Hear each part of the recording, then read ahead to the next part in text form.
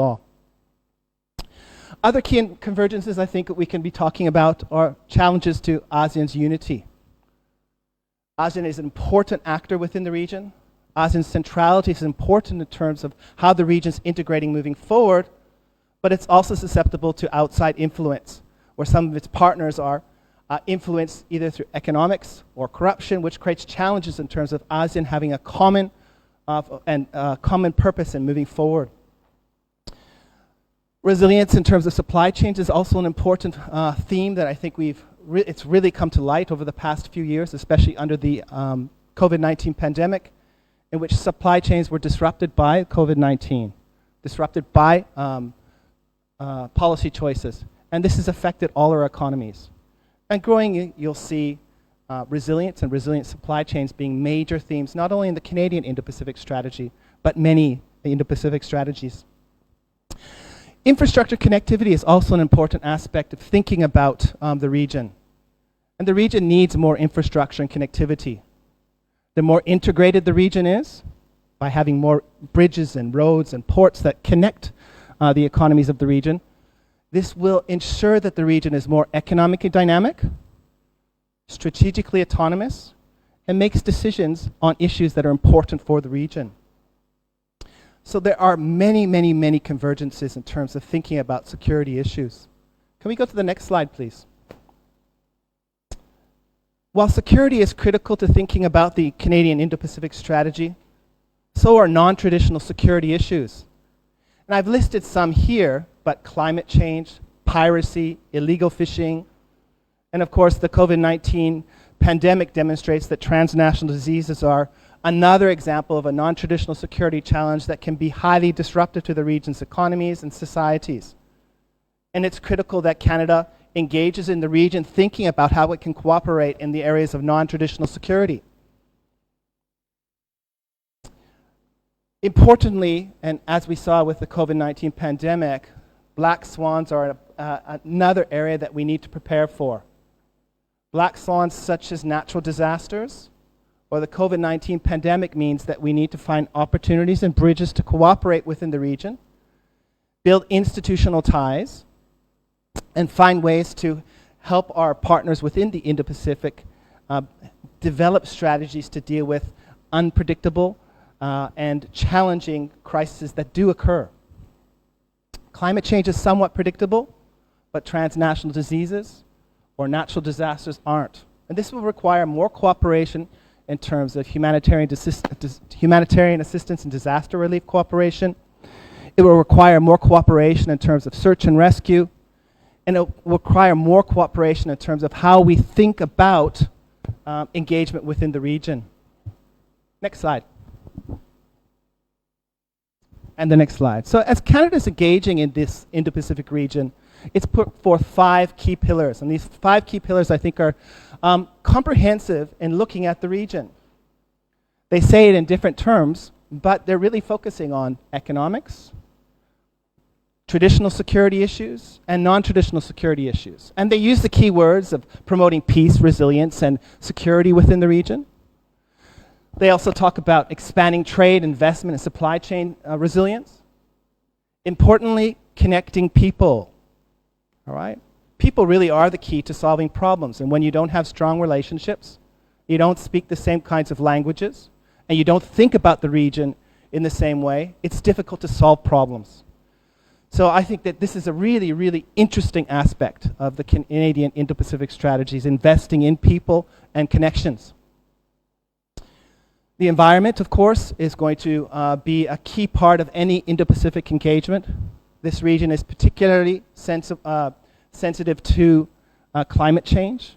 And if you think about Vietnam and Southeast Asia in particular, as sea levels rise, your key sources of food security, such as the Mekong Delta, may be impacted negatively.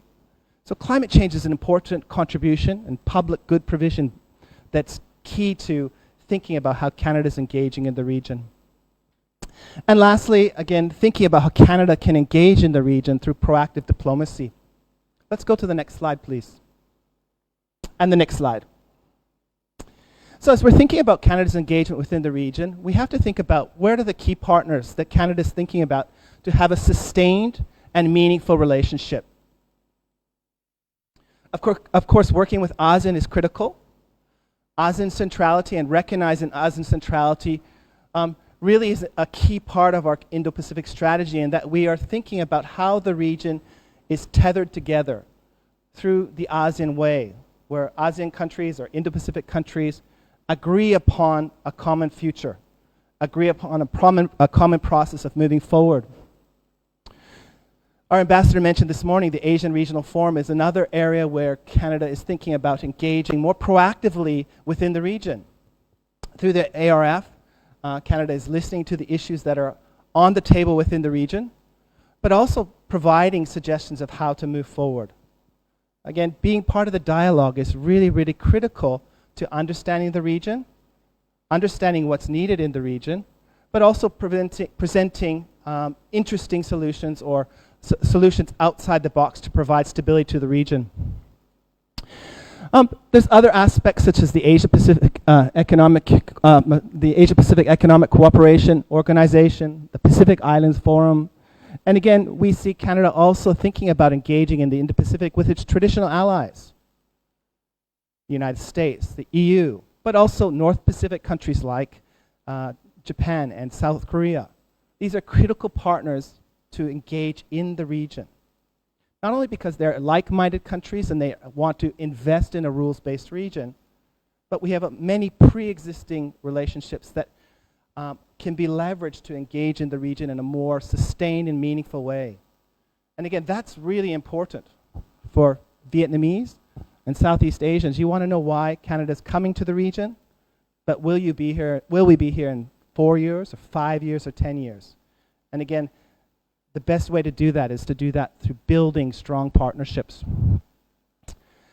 Next slide.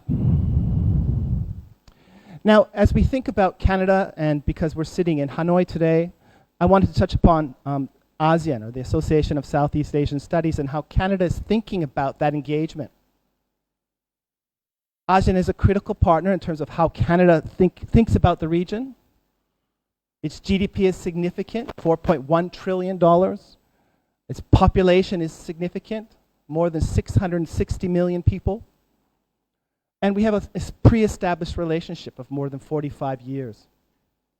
This long-standing relationship is a critical part of how we are engaging in the region and trying to bring a meaningful contribution. Next slide, please. And to do that, affirming ASEAN centrality will continue to be critical. I mentioned this many times, and ASEAN has had a special role in, of course, linking Northeast Asian countries and Southeast Asian countries through the so-called ASEAN Way. But more and more, it's seen as a critical organization that will be important for engaging in the region.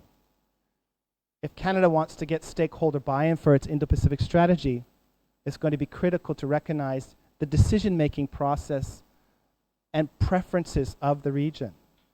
And the region is very heterogeneous. And the heterogeneity requires Canada to think about the region through regional structures and regional decision-making organizations like ASEAN. Now, there's a lot of different areas that Canada's thinking about. I'm just going to touch upon a couple of them that I think are important.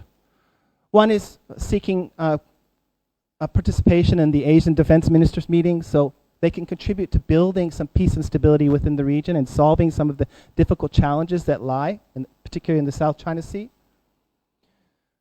Talking about the ASEAN Canada plan for a trust fund, again, trying to strengthen Canada's engagement through funding for programs that build a deeper relationship. The Canadian Trade Gateway, again, as an entry point for Canadian businesses to come to this region, deepen economic partnerships, and potentially build new markets for Canada, but also for ASEAN countries to trade with Canada. And again, this morning, the ambassador talked about a potential ASEAN-Canada FTA moving forward.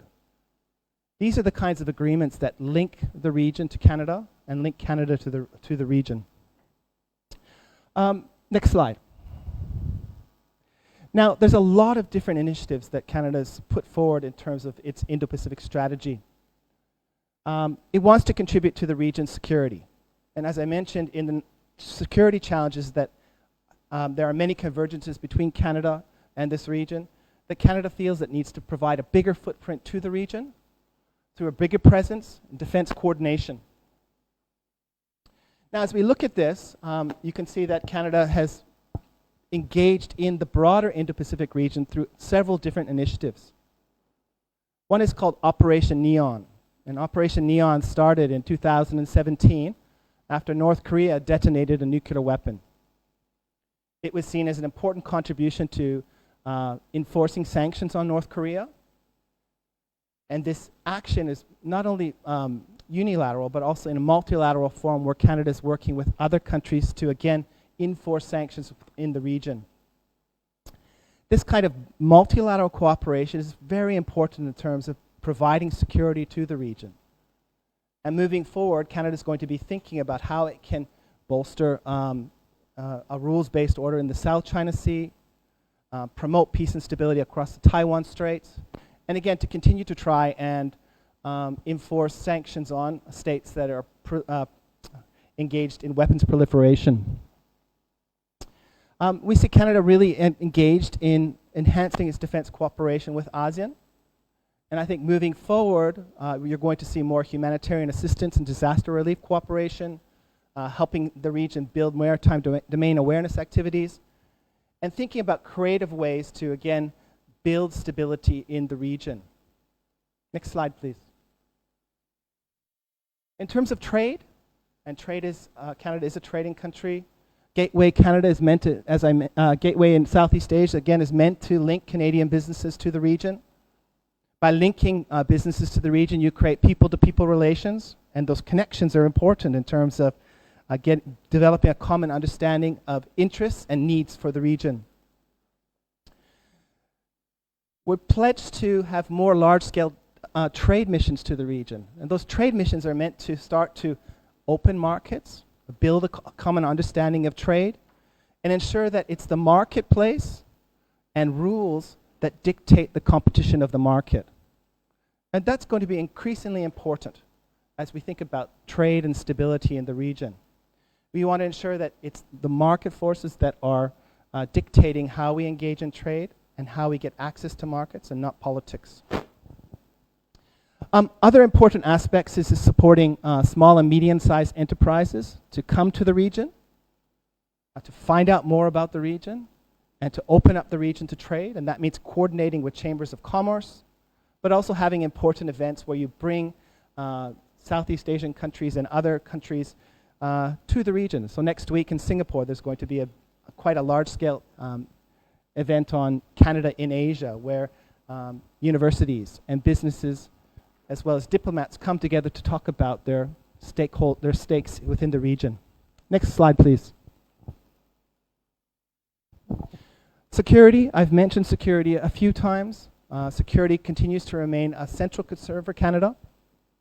When we think about the region, we think about the $5.5 trillion of trade that goes through the South China Sea and the East China Sea, and how a disruption in sea lines of communication could have a fundamentally negative consequence for the region, but also for the global economy. How can we bring stability? And stability doesn't come from just military footprint. It comes from engaging with local partners, supporting international law.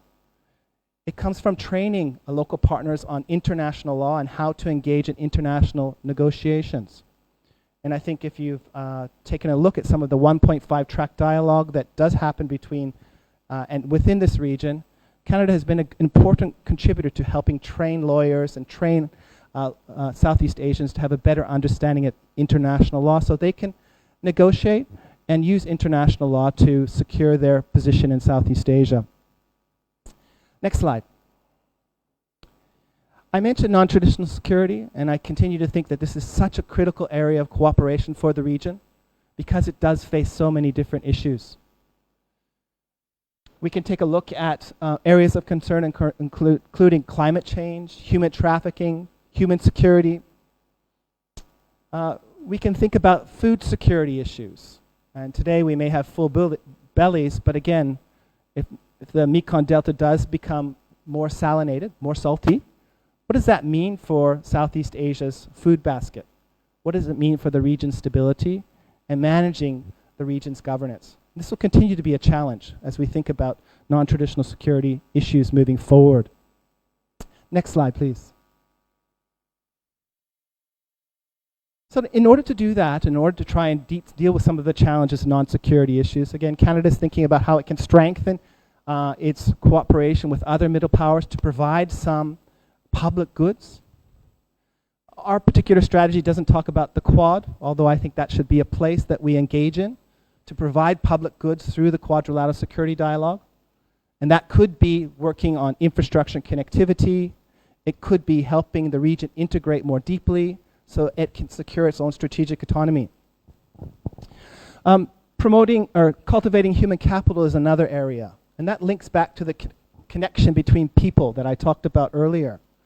So bringing Vietnamese and Southeast Asians to study in Canada, to get trained, to bring those skills back to the region so that the region can develop. This will all contribute to dealing with some of the non-traditional security challenges within the region, but also developmental challenges. Next slide. Lastly, and I think importantly, is diplomacy. What are the forms of innovative diplomacy that Canada is engaging in already, but trying to enhance through the Indo-Pacific strategy? And here I think there's many interesting aspects, and one of them are new minilateral formulas. And I'm not sure how many of you have read through the Indo-Pacific strategy, but one of the most innovative aspects is how it's engaging with Taiwan.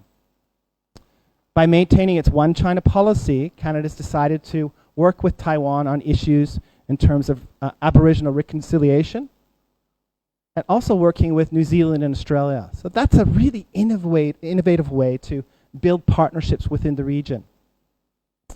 And I think that Canada is going to continue to do that. Working with the United States will also be critical. Canada is ultimately situated in North America.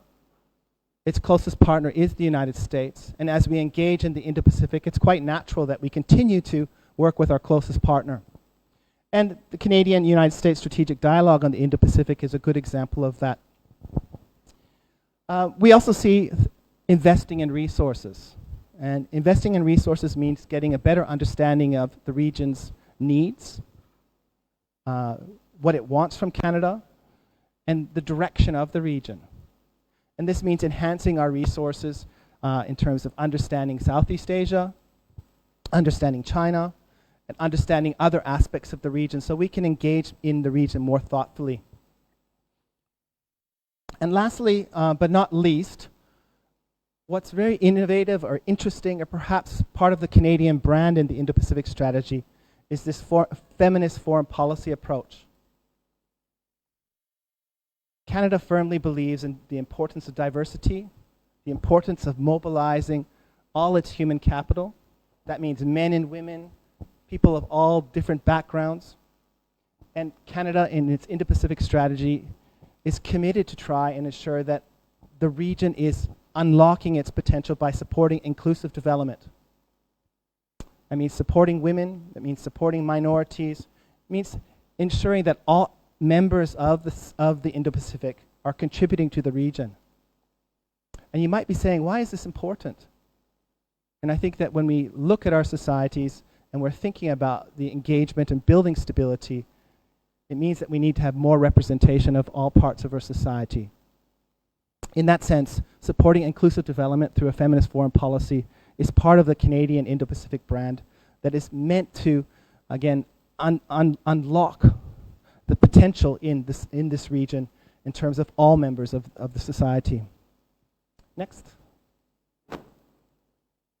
If you're interested in more about this, there's a lot of different references. I will ask the organizers to distribute this PowerPoint if you'd like.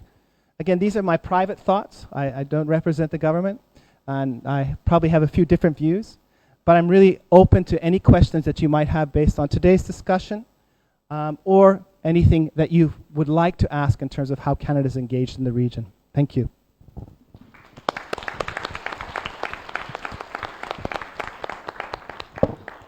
Thank you so much, Dr. Stephen Nagy. You brought out a very comprehensive pictures of why Indo-Pacific matter to Canada, from sharing interests as well as concern with the regions and Vietnam. And also from that, we draw a very insightful aspect of the Canadian approach to Indo-Pacific on its strategies. Particularly on his lectures, we can see a wide range of initiatives from trade, security, particularly at the end, the innovative diplomacy initiative to implement the strategy. So the Canada's Indo-Pacific strategy is not just a slogan. As there's some concrete resources, some concrete initiative on that. Thank you for that. And Dr. Stephen Nagy just bring out a scholar approach on Canada's Indo-Pacific strategy. And now I would like to invite the top Canada diplomat here in Vietnam to bring forward some other thought of the Canada's Indo-Pacific strategies. The floor is yours, Ambassador. Thank you. Xin cảm ơn. Chào các nhà ngoại giao trẻ của Việt Nam.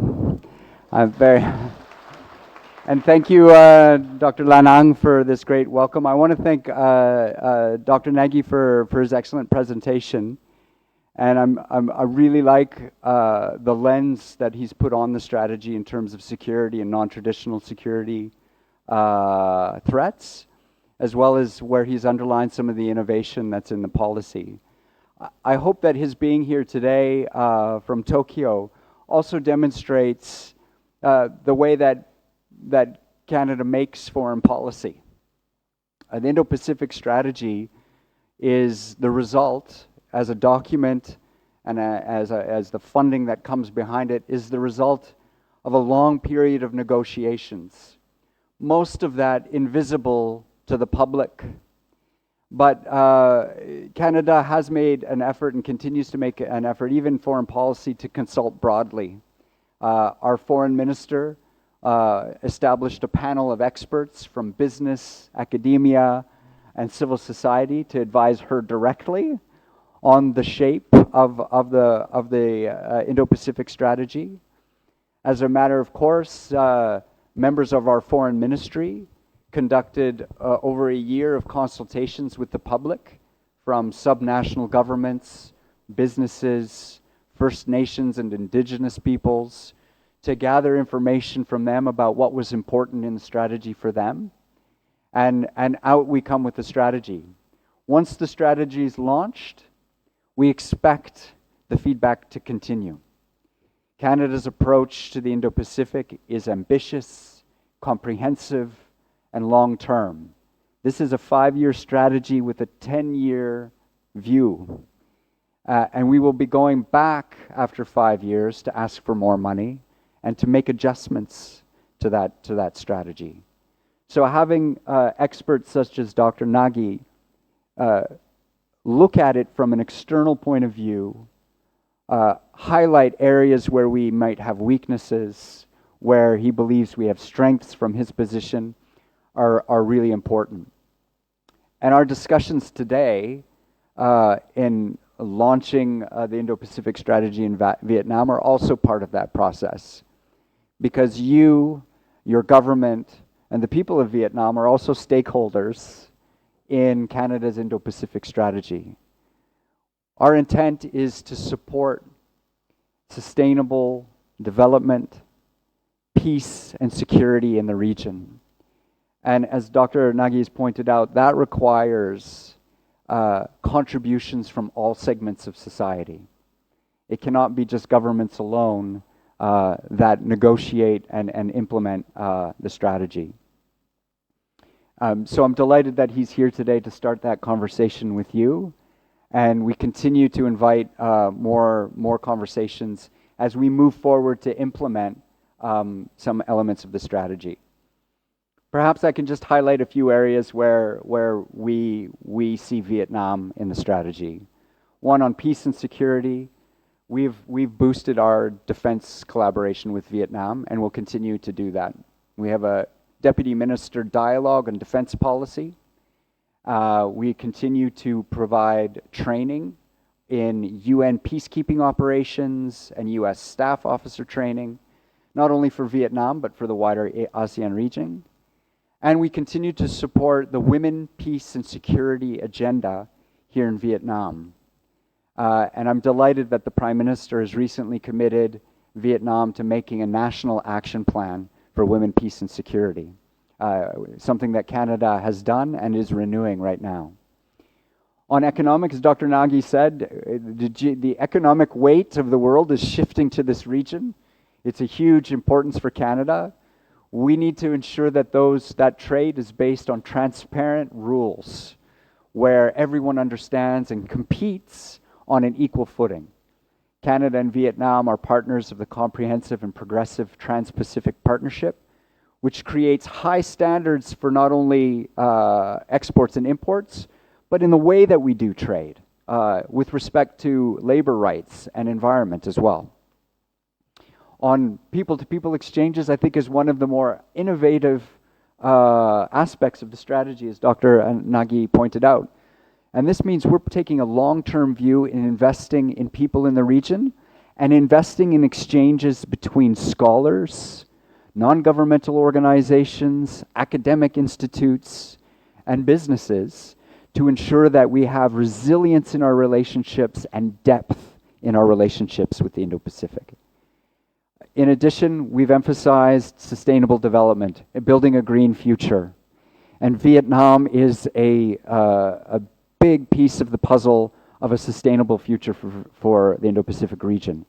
Vietnam is one of the countries most vulnerable to climate change. Canada has a long history of supporting Vietnam's development and sustainable development, and will continue to support Vietnam's efforts for a clean energy transition. How do we move from our reliance on coal to more sustainable versions of energy? Vietnam needs technology and investment from overseas to meet its ambitious goals, and Canada is stepping up as an important partner for Vietnam in that effort. And finally, our diplomatic footprint. How does Canada remain an engaged and strategic partner for the region? That's by increasing our diplomatic footprint. This year we mark 50 years of diplomatic relations with Vietnam. Next year, Canada will move from its very prestigious but slightly old embassy in Ba Ding Square to a modern high-rise tower that is environmentally sustainable and accessible to everyone. And that's exciting for us because it allows us to represent Canada from a position of innovation and strength and openness to all segments of Vietnamese society. And finally, we are engaging more and more with ASEAN and with multilateral institutions in the region to ensure that Canada is playing an important role to support peace and security and economic development. So I want to thank Dr. Nagy once again for that great presentation and that demonstration of the openness that Canada has in our Indo-Pacific strategy. Thank you.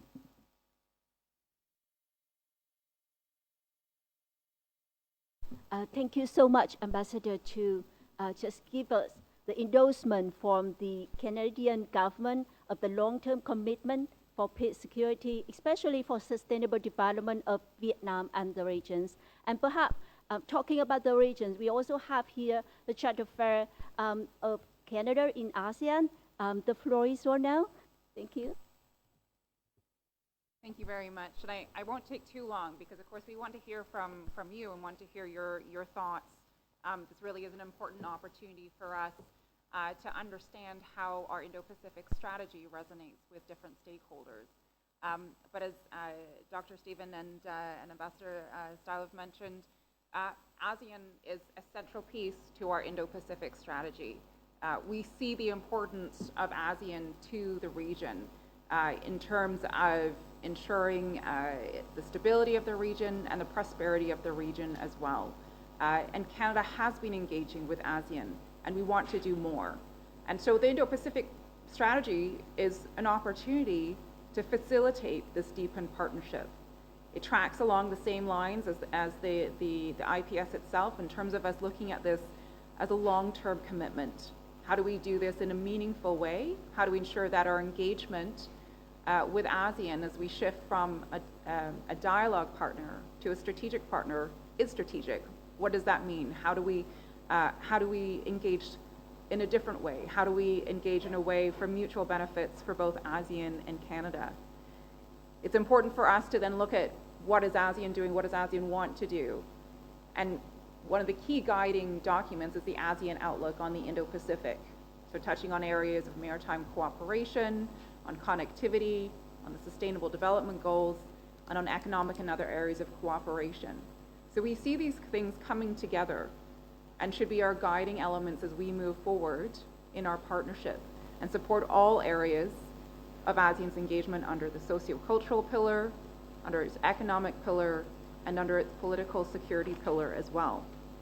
And I think I said I wasn't going to talk for too long, so just to give a sense of some of the, what does this look like? I think part of this conversation is to talk about what is our vision, but what does this actually mean? What does this mean concretely?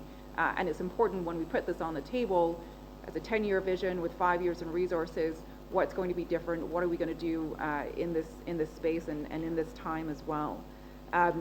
Some of the things, so you'll see in the overall Indo-Pacific strategy resonate very much with ASEAN. Our focus in areas of defense engagement.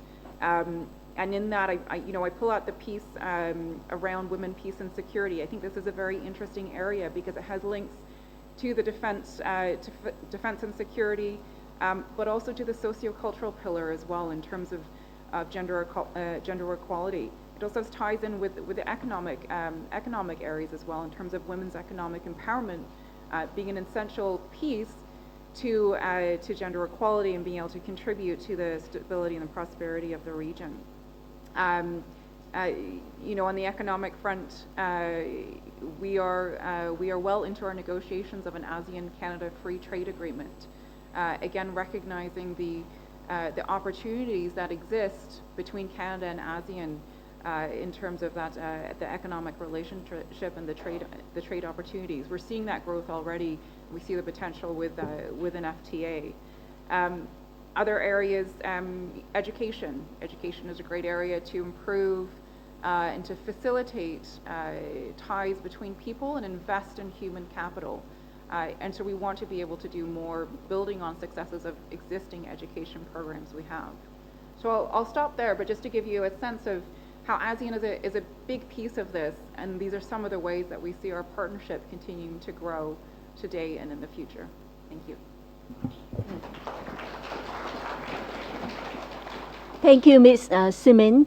And if you read the Indo-Pacific Strategy of Canada, you'll find a very useful word, SEED.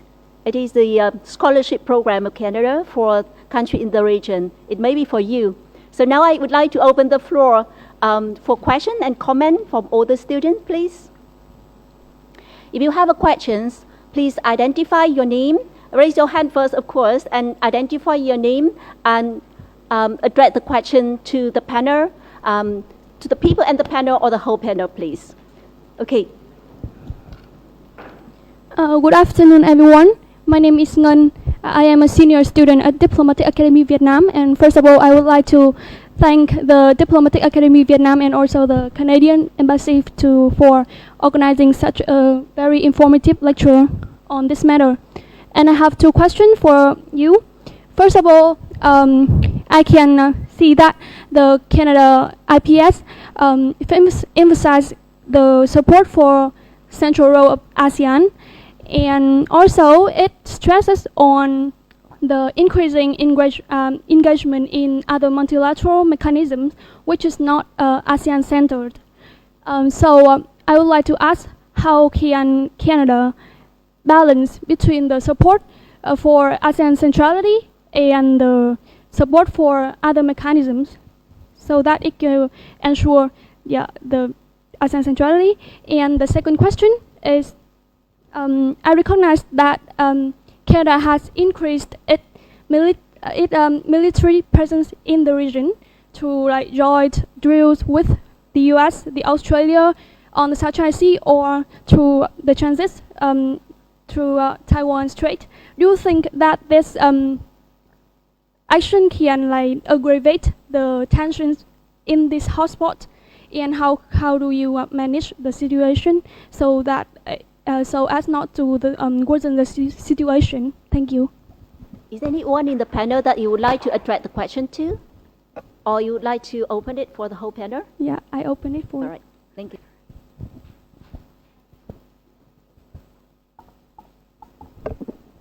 Let me start with the second question. Ngang, thank you very much for the question.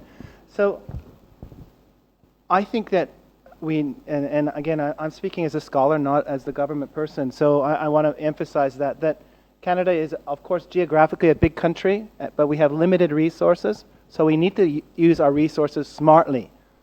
Smartly means maybe we don't send frigates to the region, maybe we send personnel to be plugged into existing cooperation. And I think this is a smart way to provide some security partnerships to the region.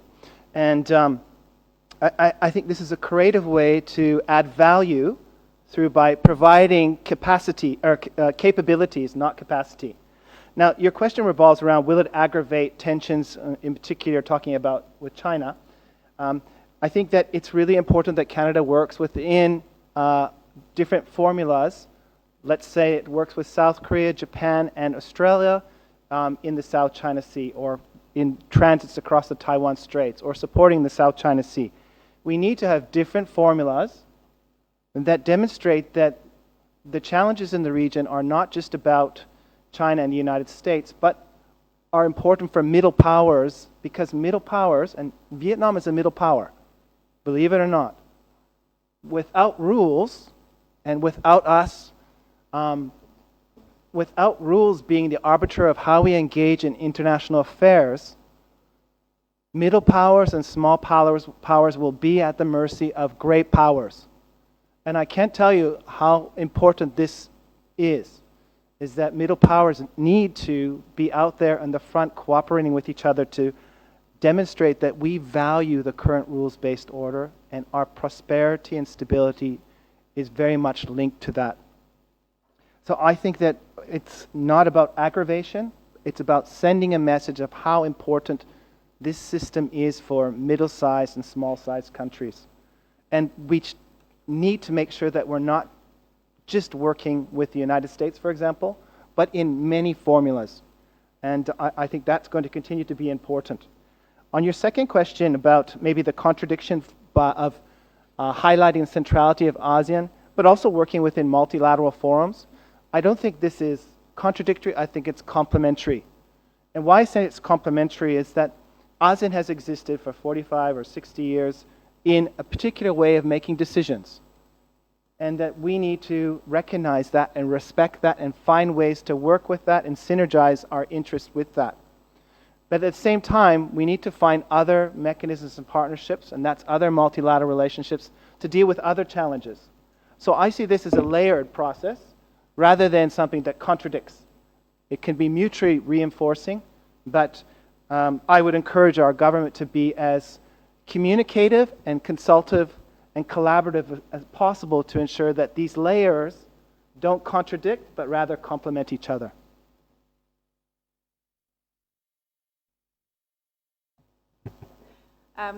Thanks very much for the great questions. Maybe just to add on to that a little bit, I kind of see those questions coming together when you talk about the potential of our military presence in the region, whether or not that's aggravating or not.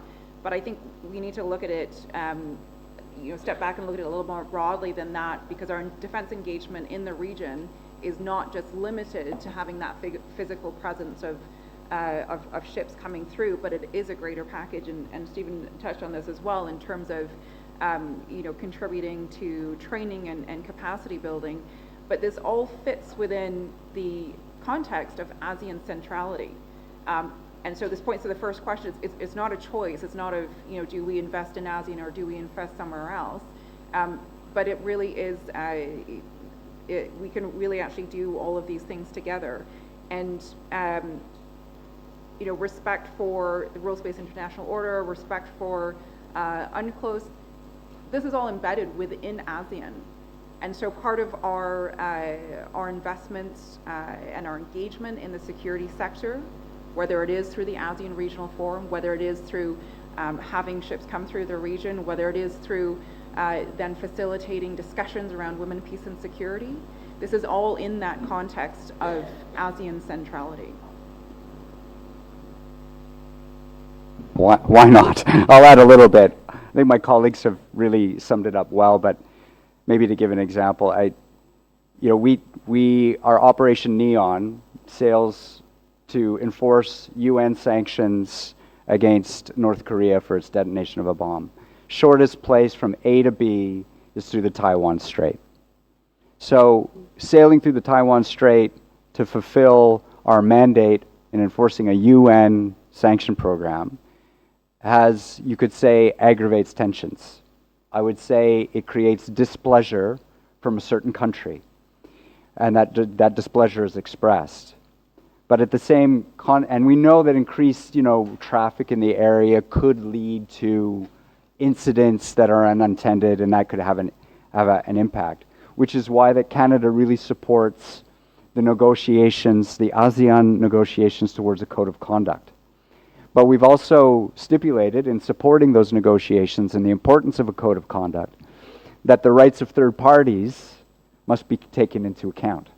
So we're supporting ASEAN centrality in conducting those negotiations while noting that these are international waters that need to be maintained as international waters. Thank you for the answer of the panelists. Any other question, please? Yeah, please, the girls on the back. Can we have the mic?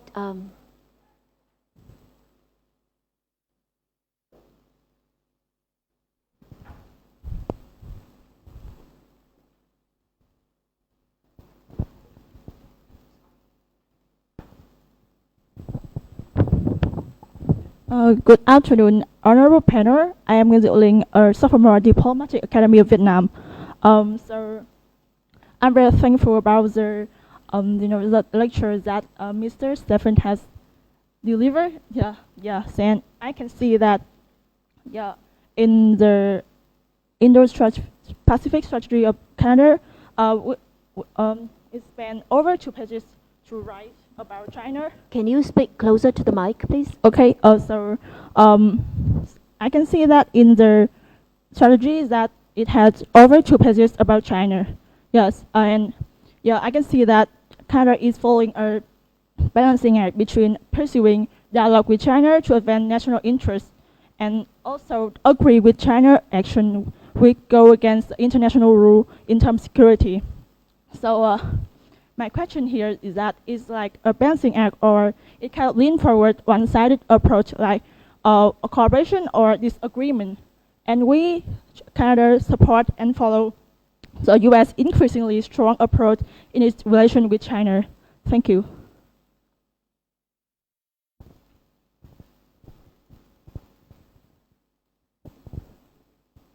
So I think it's really critical for us to look at Canada's Indo-Pacific strategy from Canadian interests. I mentioned it's a middle power, and what I mean by middle power, its economy is about 1/10 of the size of the United States. Our diplomatic footprint is probably a 1/10 as big, and we need to be realistic about what kind of engagement we can engage with this region. It is not feasible to have a confrontational relationship with China. 1, it's not something we want to do. 2, it's not something that is productive. And 3, we need to be conscious that we need to find ways to, I call them crosswalks, and Hanoi has no crosswalks in my experience. But we need to have crosswalks to work with China on important issues of global consequence and regional consequence. And in my reading of the strategy and in my engagement as an academic, I think that we continue to try and build crosswalks with China out of necessity, but also I think we recognize the importance. Climate change we cannot solve without China. I think that if we had a more productive partnership in the early months of the COVID-19 pandemic, the story might have been different. I think when we're thinking about regional conflicts and dealing with developmental issues, China will be a core partner. And if you read through our strategy, although there's elements where we have differences, and I think they are very significant, we also are keeping the crosswalks open for cooperation.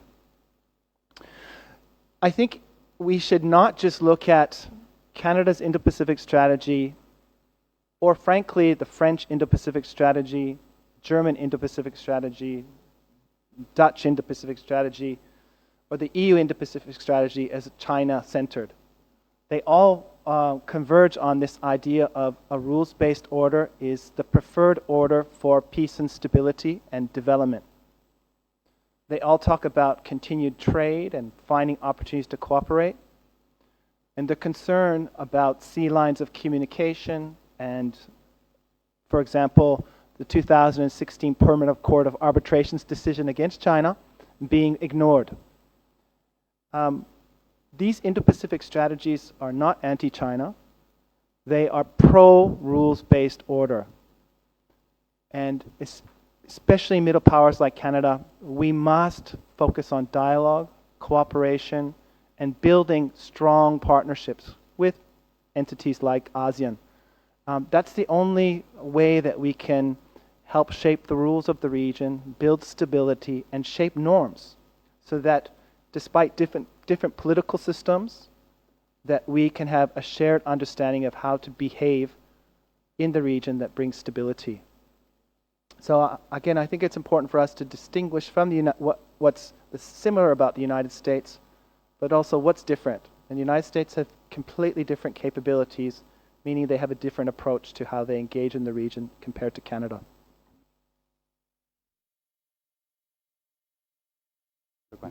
I'd just highlight too, if you look at the strategy, there's also an emphasis on Canada improving its understanding of China, needing to understand where China's going, how decisions are made, so that we can better engage and better prepare our own citizens for a future where inevitably China is going to play a larger and larger role.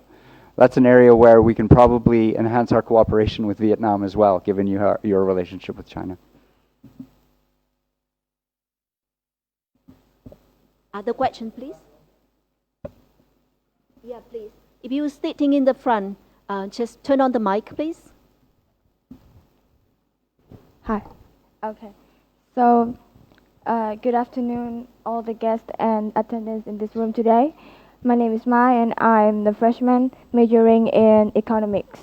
So, I witnessed in your Canada's Indo-Pacific strategy saying that this will demand the main obligation and aims in environment, security, economics, and other environment ensure. So I have my first question is that during the COVID-19 pandemic, how could you limit the number of refugees and immigrants entering your countries by sea border to control the disease spread and also ensure the security of your own citizens? And my second question is that when the lockdown was implemented, how did you support them if you reject to allow them into your country? Thank you.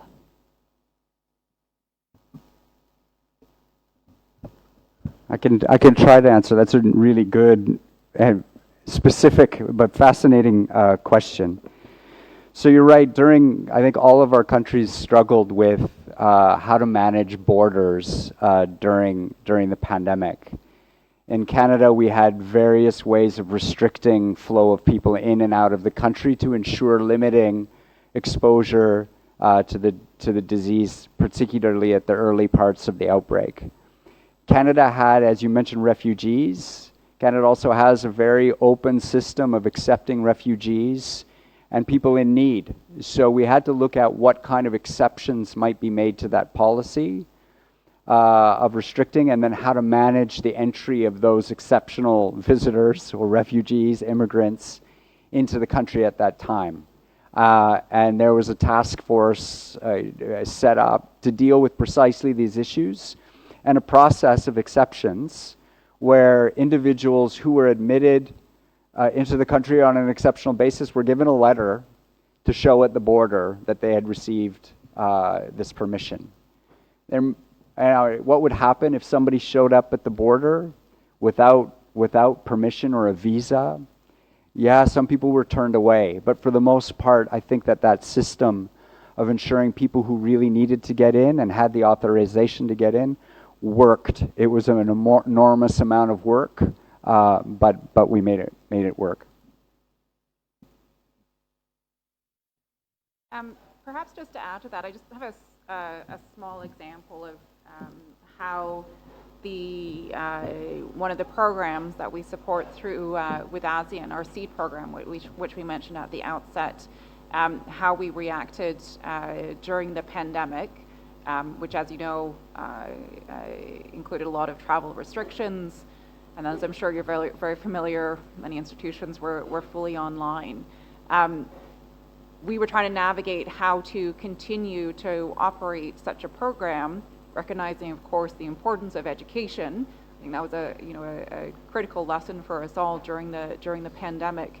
But one of the small things that we did, but we thought was really quite valuable, we had students who were in Canada who had participated, who were participating in the SEED program, and because of how the sort of rolling restrictions were happening around the world, at one point in time, we did have some students who were not able to return to their country. So we adapted the SEED program that we had in place to make sure that we could continue to support those individuals, ensure that they had somewhere to stay and had their their daily subsistence attended to. And that's just an example of how we ensured that we pivoted the programming that we have in place to make sure that we could adjust to the realities of the pandemic. So it's just a piece of that, just to illustrate how we responded during that time. Thank you. Thank you. So with the permission of the ambassador, I will expand our section until 2:10. So we have time for several more questions. So the girl over here, and I saw a hand back here. So please hand out the mic to the back for us, and you please. Thank you, Dr. Lan Anh. So distinguished guests, Your Excellencies, and all my fellow students at DAV, very good morning, very good afternoon to everyone in the room. So my name is Tâm Hiền, and I'm from the Faculty of Politics. So first of all, I would like to express my gratitude to the insightful speeches and lecture you have given to us. And I have several questions. First of all, about the Canadian Indo-Pacific strategy. So I want to ask about the timing of releasing the strategy. Is that a bit late or just on time, and how it represents Canadian core values?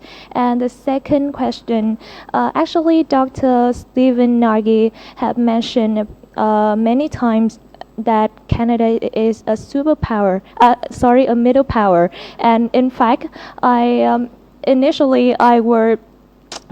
tended to ask you your point of view about ASEAN countries like Vietnam to become a middle power, but you said that Vietnam is a middle power already. So my question is, in Canadian plan, do you have any initiative to create formulas where middle power can work together in the region? Thank you very much. Thank you for the very two interesting questions. I would like to take the question from the student on the back, so the panel can answer all together. So good afternoon, everyone, and thank you, the panel, for a very insightful and informative presentation. It really helps us understand more about the current foreign affairs of foreign policy of Canada. And I would like to add a question about the transferring process of one economy to a green and more green and sustainable one. So I think that transferring the traditional fossil fuel-based economy into a green and sustainable one would be a long and challenging and costly process, which requires, I think, lots of collective efforts and resources. So I think that this process may sometimes hurdle the development rate of one's economy, and which is not so good for developing countries like Vietnam, I think. So I would like to ask about the what specific actions and initiatives would Canada would take to accompany and support Vietnam and other developing countries to solve this predicament. Thank you. Back to the panel, please. I would say we released the Indo-Pacific strategy right on time, but I think Dr. Nagy might have a different perspective, so I'll ask him to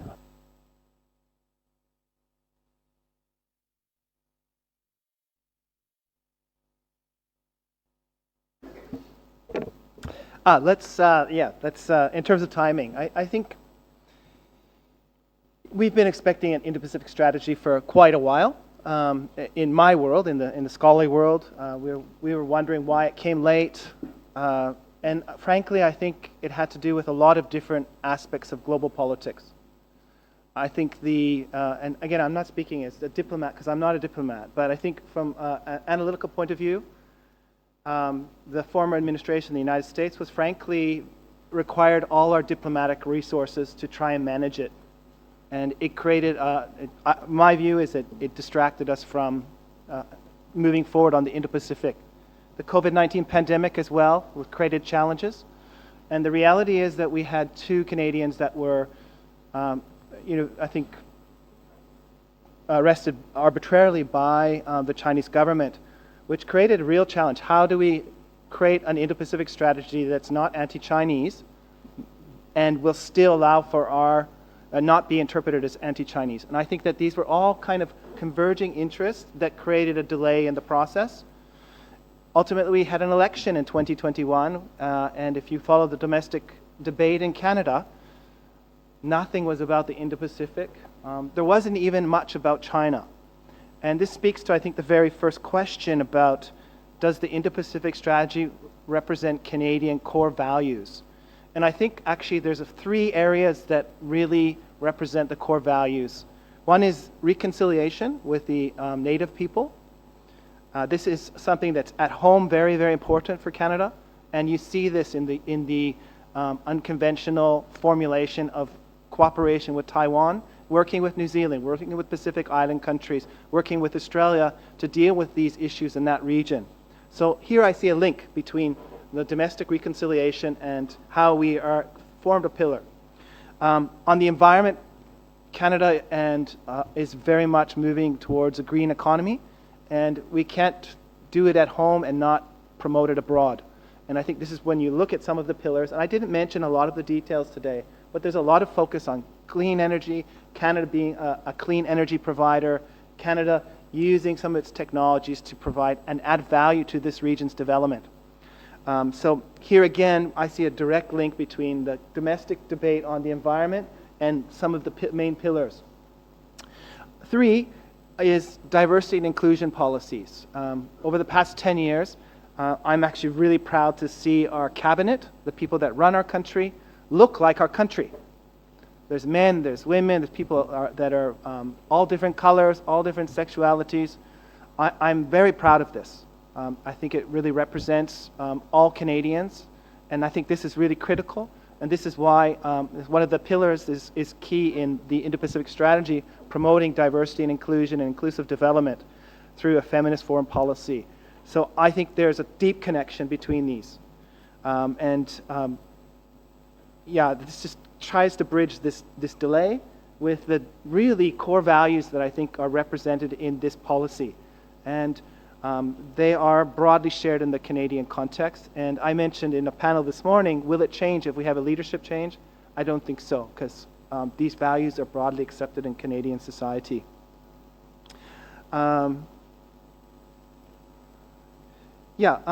on the middle powers issues, how many of you have read the Lowy Institute's Asia Power Index? Put up your hand.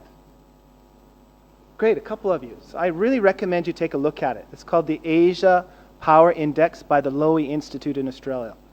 And it gives a comprehensive ranking of countries. United States is at the top, China's second. And it uses economic power, military power, diplomatic power, economic networks, a whole bunch of different barometers. And you see there's a huge gap. All right? There's a huge gap between the top tier countries and the small countries. And that middle group contains countries like Australia, Japan, South Korea. Canada's not in it. I hope next year they'll be in it. I'm going to lobby them next week when I visit Australia. But in terms of comprehensive power, Canada is a middle power. Absolutely, in terms of economic size, diplomatic resources. Vietnam is similar. Now, your question, is Canada trying to create middle power coalitions? I would say yes, but it should do more. It should do a lot more.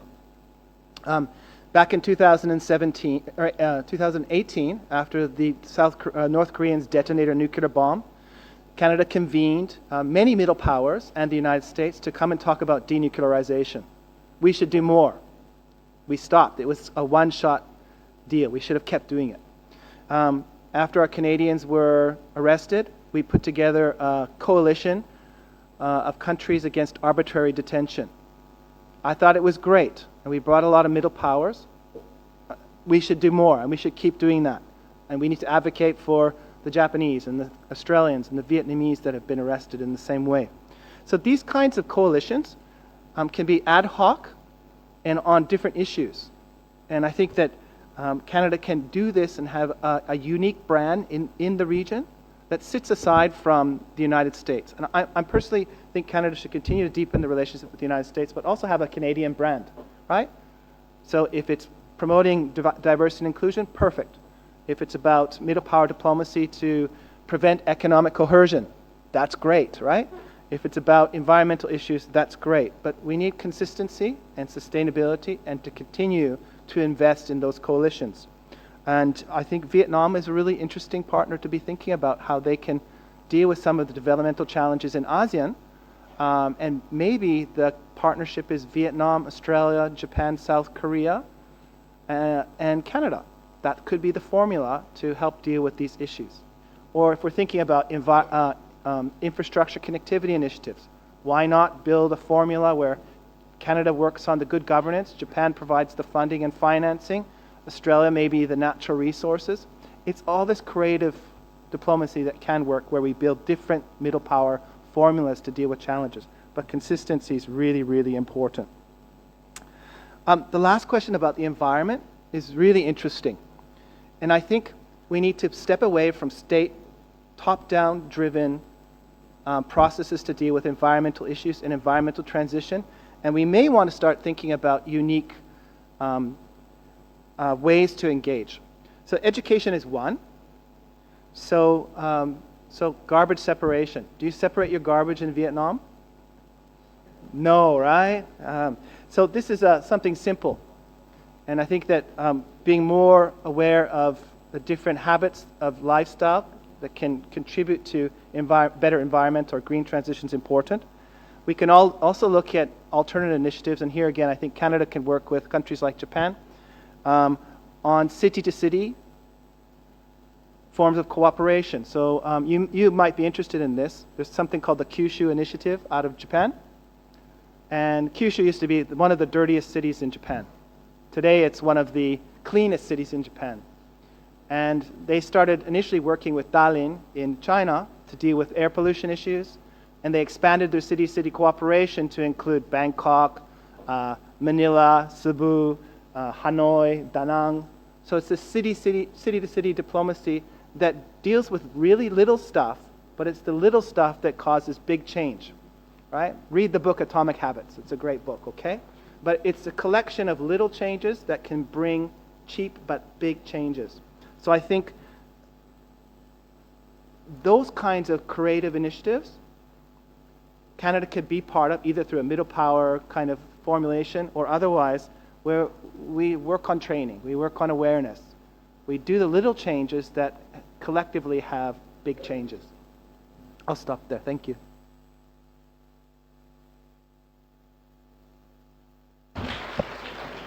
That's a perfect answer. I would just add that for Vietnam in particular, yeah, climate change transition, clean energy transition takes a long time.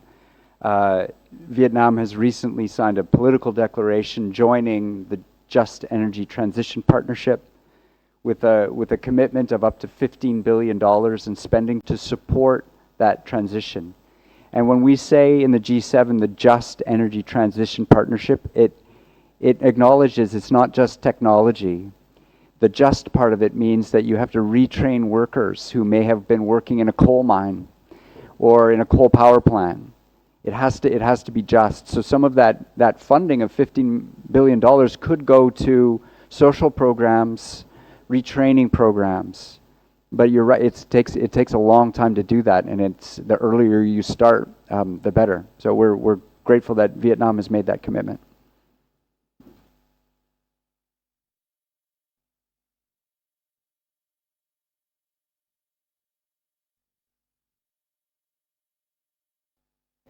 Yeah, we're okay for the final round of questions. So if anyone have question, you can raise. This is your last chance.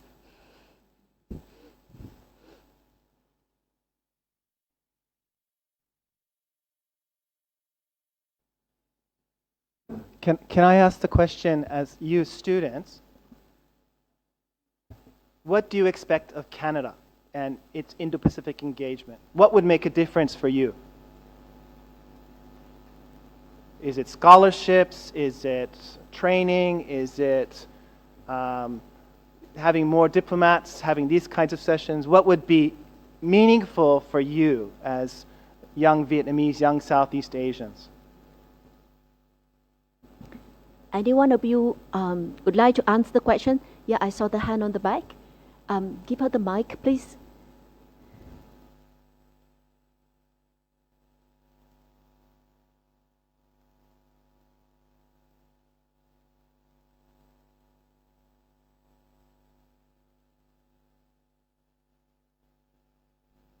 I think we hope that Canada will kind of have more scholarship for Southeast Asia students, yeah, all the way. And from my point of view, I also hope that Canada will kind of more work closely with Vietnam and other ASEAN country in the green transition. Yes, because I think this green transition will need more and more resources, more money, and I think Canada will be a very helpful partner in this process. Thank you. So education and transition to clean energies is the two on the list. Any other idea? Any add-on on that list? Everyone agrees. Everyone agree? Anyone have the different opinions, or just add on some burning idea that we can seeking the assistance from Canada on the IPS?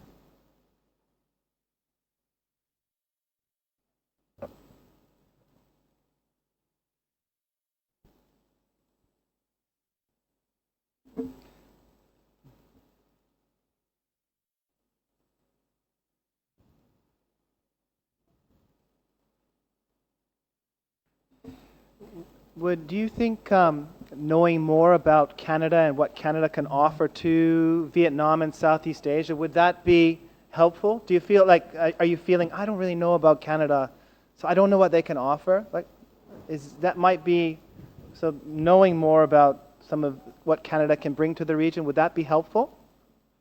Yeah? More lectures at the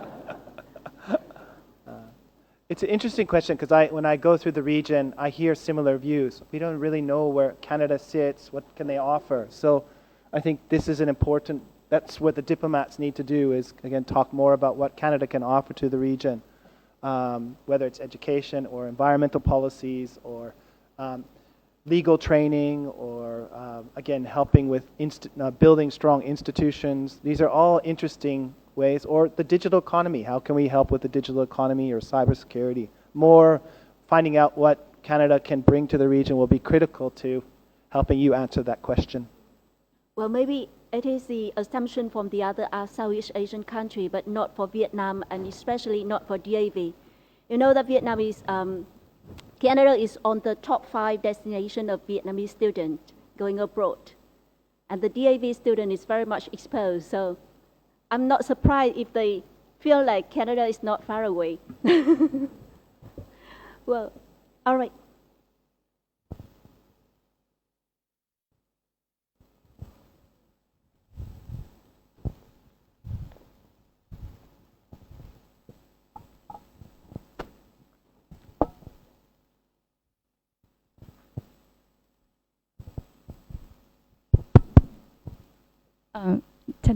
My leg is not good, so can I sit down? Okay.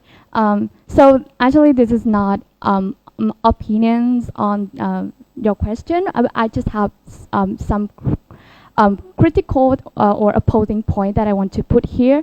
So firstly, I heard in your Canada Indo-Pacific strategy that you care about people in the who live along the Mekong Delta, and you said that their lives might be like negatively affected by climate change. So my first question is why the consequences of natural disasters of people living there is at the center of the interest, when the norm is that developed countries will suffer less from climate change. So why the consequences in somewhere else matter to you? That is the first question. Secondly, do you think that it is the responsibility of developed countries for solving climate change problem? And when it comes to green energy transition, there is a very heated debate about whether it actually create more pressures in developing countries. Because as developing countries, we do not have that much resources or technology. So it actually turned the emphasis and the responsibilities on developing countries. And so therefore, countries should just keep pushing and pulling responsibilities. And we developing countries have the burden of transitioning our infrastructure, our technology. But how can we do that? Because we need development. And to develop, we must keep it with what we have right now. So what is Canada's stance on that, and how can you solve that heated debate? Thank you. I can see that the conversation got heated. Literally.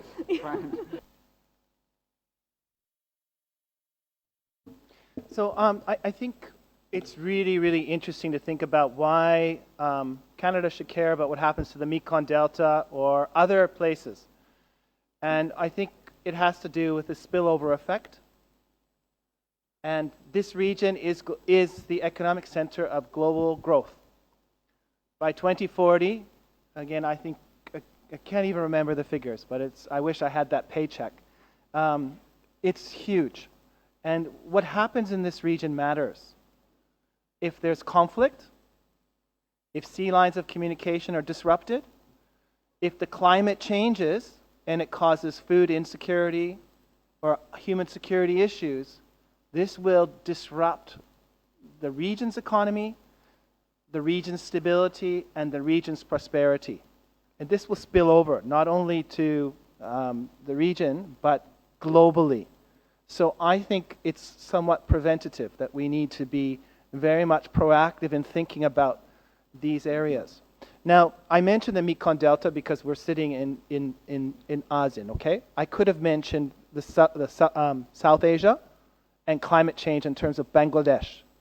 In my lifetime, Bangladesh will be underwater. And there'll likely be millions of refugees disrupting the region. Do we have an interest in preventing that from happening? Absolutely, because it will spiral into conflict. It'll spiral into human tragedy. So it's from that standpoint that I think we need to be engaged, and we need to be proactive, and we need to plan for, I think, an inevitable future. All right? Besides these human tragedies, it's pretty clear that transnational diseases are moving up the ecosystem. They used to be trapped within the tropics, and now they're moving up into the temperate zones. Whether it's Zika in North and South America, whether it's COVID, arguably these might not have happened if the climate change wasn't there. So I think that we have a vested interest. Now that leads to your second question. Who is responsible for dealing with climate change and dealing with these issues? Obviously, it's a mix. I think if we just give money, this is not going to deal with some of the institutional challenges, the corruption issues that also contribute to the environmental challenges and the problems within the region. So I think the top down, probably we need to provide technology from the developed states, probably some kind of financing, grants, maybe training, education to deal with these issues. But we also need to see efforts at the bottom side, and I don't mean bottom in terms of like in a negative way. We need to see movements towards more transparency, more less corruption, more rules-based institutions. So any kind of aid that we provide has sustained, meaningful, and it's locked in at the institutional level, so it lasts. So I see it from the top and the bottom, rather than just rich countries giving a lot of money. I have teenage boys. If I just give them money, it doesn't solve the problems, right? They got to change their behavior too, so we have a harmonious family. And I mean, it's a simple example, but it's true, all right? We need to provide the aid, but we also need changes from the bottom up to develop a more sustained approach to environmental issues and disaster issues, as I mentioned. Yeah, that's exactly right. And in the case of Vietnam, enormous challenges for that transition. If you look at the partnership with the G7 and others in the Just Energy Transition Partnership, it's a subject of a negotiation. On one side, partners who are providing the money demanding that Vietnam be very ambitious. And Vietnam on the other side explaining, wow, if you want us to be that ambitious, that's going to cost a lot of money and it's going to be very painful. So you're going to have to pay more. I mean, that's how the negotiations kind of came to the result that they did, where Vietnam's government agreed to aim for certain targets, and the G7 and its partners agreed to find up to $15 billion in financing. You could have seen an agreement very different from that, but that's kind of the negotiation where we ended up with. And the whole broader issue of, that was negotiated at the last COP meetings, the responsibility of the developing countries to pay for climate mitigation and adaptation. That's a real debate. I think there was good progress made in the last negotiations, but as Professor Nagy says, it's got to be a give and take. Thanks. Just very quickly, just on the ASEAN perspective about whose responsibility is it? I think it's also about how we invest as well. So in terms of how we work with ASEAN, we see this as a partnership. So that it is not just Canada saying this is the way something should be done. Here is the assistance, but recognizing what is the ASEAN plan in place, what is the community vision in these areas, and making sure that we're working through those channels, because that's going to increase the likelihood of sustainability, whether it is on something like climate change or anything else that is going to support the growth of the region. Well, such a great time together, almost 90 minutes, and we have a very comprehensive understanding about Canada's IPS, as well as a very interesting and frank discussion with the distinguished top Canadian diplomat as well as scholars. So could you please join me to thank the panel by a big applause? I also would like to thank you guys, students, for participating in the lectures today and give very interesting questions. I hope to see you next time in the next lectures. Thank you so much.